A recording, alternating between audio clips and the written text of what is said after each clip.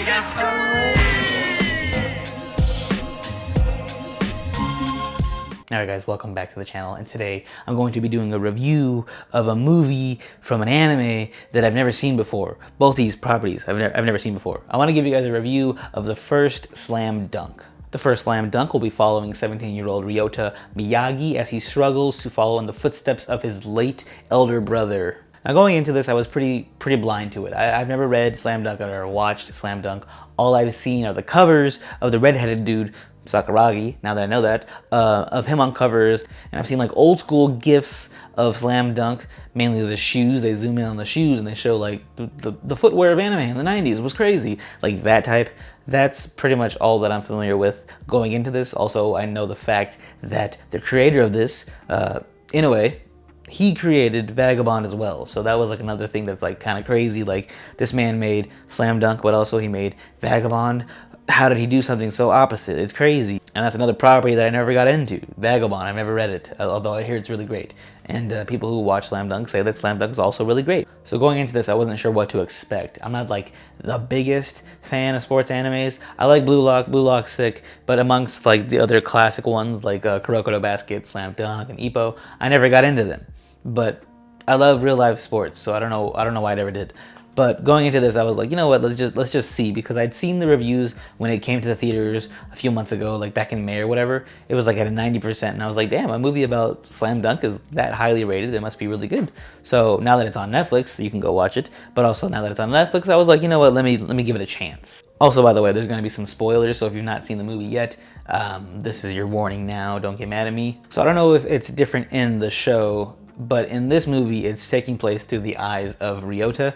He's the main guy in the storyline, but from the covers of the anime, it looks like Sakuragi might be the main guy, so I don't know how that veered off.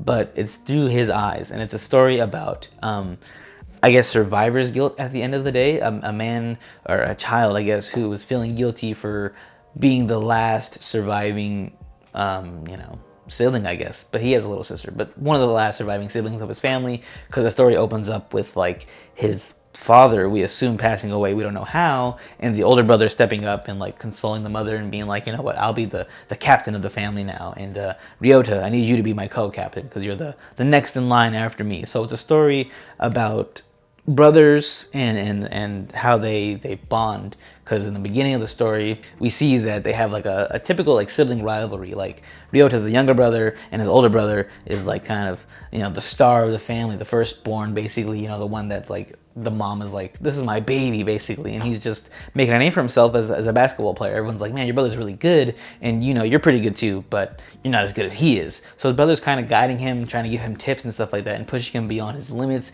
and we see that bond that they have. So then when the story continues and we see that the brother also passes away, it just breaks your heart, because you're like, man, this kid just lost his older brother that he was super close with, but also his dad. So like, where's the father figure in his life? Where does that come from? And to boat, his mother is not the nicest person to him. She treats him like shit, because at that point it's like, man, I lost my firstborn, you're nothing compared to him, and also my husband's gone, so fuck you too. And it's just, it adds on to the pressure that this child is feeling, Ryota, and the only thing that he has left for him is basketball. He falls into that. He's trying to follow into his brother's footsteps of being a basketball player, because we get later revealed that his brother wants to eventually be a high school player who's really good or whatever, but he wants to be the one to take down the #1 school in Japan. He wants to be the ones to just put an end to their reign of terror. So the whole movie is him following in the footsteps of his brother, although people around him are saying like, hey,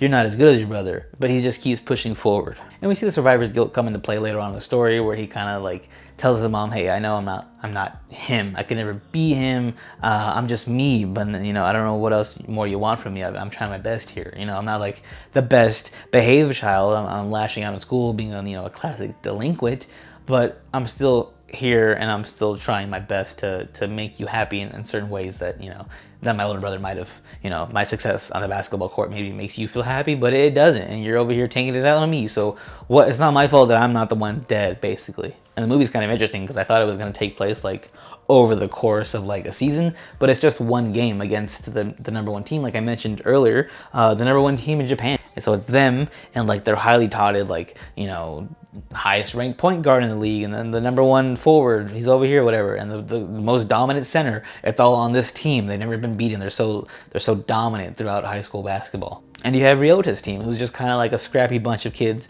They mentioned it, and somehow they're in passing. They were like, "Oh, these kids just kind of got started this year. How are they had so much success? How are they here at the state championship? Basically, they don't deserve to be here." The classic underdog story.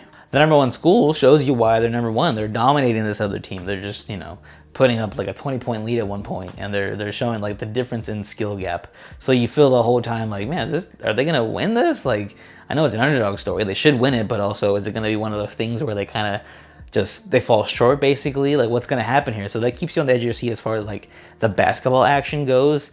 And it's cool that they don't do like how Blue Lock has like, the monsters inside of you, whatever, like that special like talent, like that powers, I want to say. Like, they don't have that in this. It's just basically like these kids playing real basketball and showing you like how they have become so good at what they do, and it's just more like realistic. So I think that's also what kind of kept me engaged, because like, as a fan of basketball, I'm like, oh, I can see like they're doing certain moves, like, oh, this guy's doing a crossover here, oh, he's doing like a jab step here, here's a pass behind the back, whatever. So that the realness of that kept me interested. But then you get the backstories of everybody on the team, and even some of the people on the opposite team, and that's what really makes you like fully love this property, and I can see why people liked it so much. We get to see how this Shohoku team has formed throughout the course of the season. We see how Ryota was rivals with one of the other players on the team, how they kind of like got into it, like when they bullied each other and they got into fights, whatever, but then they learned how to become teammates. We get to see the center, Akagi. He's like the senior of the team. This is his last year to do anything. He wants to make this a good season and put a name out there for himself. And then we get to see Sakuragi, the guy that I thought was the main character, which maybe he still is, I don't know. But in the movie, he's not the main character. He's just like a rookie, basically. He's explaining how he's just like an amateur at all this. He was a delinquent, and he saw Akagi's sister, and she's like, "Hey, do you play basketball?" And he's like, "No, but I can." And he's doing this all to like impress her. And throughout the movie, he became my favorite character just because he's so like, he's just fun and just like energetic. He does remind you of like a Dennis Rodman type player, where he's just not like the greatest like scorer or whatever, but he's like giving you like energy and rebounds, and he's like helping the team, like, come on, let's do it, guys. And he's just like the voice of the team, basically, and that's why I ended up liking him a lot. And then the other players, they're kind of important, but I'm not gonna be honest with you guys, I kind of got mixed up between like the two other guys, Rukawa and the other guy, I forgot his name, but they kind of look alike. They have like black long hair, and yeah, they're cool, I guess. But the main ones were Sakuragi and Ryota and Akagi, because he looks distinct. But then on the opposite team, we see like, their best player, he kind of reminds me of Kobe. Like he just has that Mamba mentality. He's grinding to become the best in Japan because that's what he wants. And then we see the center for their team. He's just like dominant, and he's like, I'm so much better than you. Like you're trash, but let me push you to see like how good can you possibly be. So he's on the opposite team, but he's also like, you feel that he wants to have a good, genuine game between the two teams. Yeah, it's just a beautiful story between like teammates and brotherhood, and the way it makes you like feel if you're like, if you ever played a competitive sport. I've only played like a little league level, but I did feel like a little bit of like the competitiveness of it. And there's nothing better than beating an opposing team with your teammates, like someone you feel close with, but also at the same time like giving respect to the other team. Like, oh man, that kid was really good. He's probably gonna be like go pro one day, but I'm here with my team right now. We got the dub at the end of the day, and that's all that matters. And by the end of it, Ryota and his mom kind of find an even ground, I guess. He leaves her a note at the end of it, and he's like, I'm gonna go play this game tomorrow. You're probably not gonna go because you hate seeing me out there because it reminds you of my brother. But basically, I want to tell you, thank you at the end of the day for still letting me play basketball, because you are my mom at the end of the day. So you have a say on whether or not I can go do this, and you're letting me do that. So thank you. And the mom kind of realizes like, oh, I've been a piece of shit. I should be a better mom. And you know what? He was trying this whole time, and he's holding it together, and I shouldn't put all this pressure on him. So you get kind of like a nice closure between the son and mom there. Not the best, but an understanding of each other. And the ragtag underdog team, Shohoku, ends up winning, which is cool, because I really did think for a moment that they were gonna fall short and be like, this is a lesson.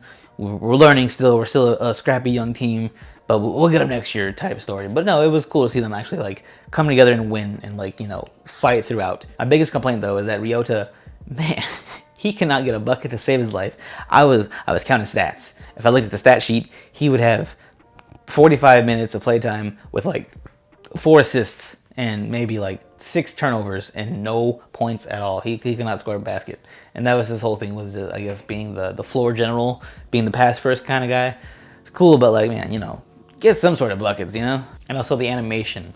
I'm not the biggest fan of this style of animation, the CGI 3D style, but they found a way to like blend it with like other styles throughout that kind of kept me interested, and it wasn't too bad throughout the movie, but I do think that they could have just kept it like the traditional style that they had in the 90s. But hey, maybe this was cheaper, or maybe they wanted to try a new direction, considering the story might be taking place from a different point of view. So yeah, that's like the other complaint that I had, was that the animation a little crazy at times. Yeah, but overall it was a great story, a nice little hour and a half, I think, about hour and a half, 90-minute film. Get out, show you guys what the world of slam dunk, and if they wanted to continue it, they could. They leave it like on a cliffhanger of Ryota and the main Kobe guy from the other team meeting again in America. Maybe they can do something there, but also, like I mentioned, Sakuragi's the main character in the manga. Maybe they just continue his story at Shohoku and show like his story from here on out. But they've already accomplished what they wanted to in the anime, I suppose, so they don't need to.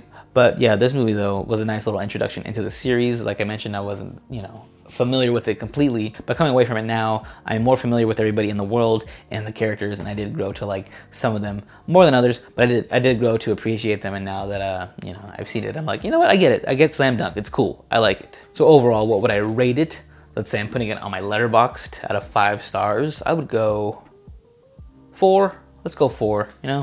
Because 3 to me is like, you made a movie, but 4 is like, you made a good movie. I enjoyed it. It was a nice little surprise. So yeah, that's my review of the film, the first Slam Dunk. Let me know down below what your thoughts on it are. Do you like the movie? Do you hate the movie? Have you ever seen the movie? You like the anime better? Whatever. Let me know down below. I mentioned earlier, you can stream this now on Netflix. So if you haven't seen it yet, go do that. And yeah, subscribe down below, follow down below, and until next time, go practice your shot.